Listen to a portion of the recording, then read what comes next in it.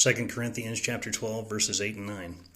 For this thing I besought the Lord thrice, that it might depart from me. And he said unto me, My grace is sufficient for thee, for my strength is made perfect in weakness.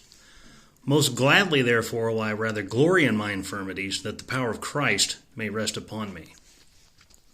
Christian, you may be going through a valley right now. His grace is sufficient for thee. You may be suffering with depression. His grace is sufficient for thee. You may be having marital problems. His grace is sufficient for thee. You may be having problems with your children. His grace is sufficient for thee. You may be having an illness. His grace is sufficient for thee. No matter what you may be going through, His grace is sufficient for thee. Paul besought this thing to be removed 3 times, and he said, My grace is sufficient for thee.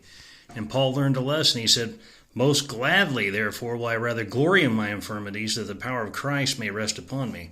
Christ will be with you through that valley. You may not want to go through that valley, but He's not always going to remove that valley, because His grace is sufficient for thee. He will see you through the valley, that the power of Christ may rest upon you. Just trust in God. Let His grace be sufficient for thee, because it is.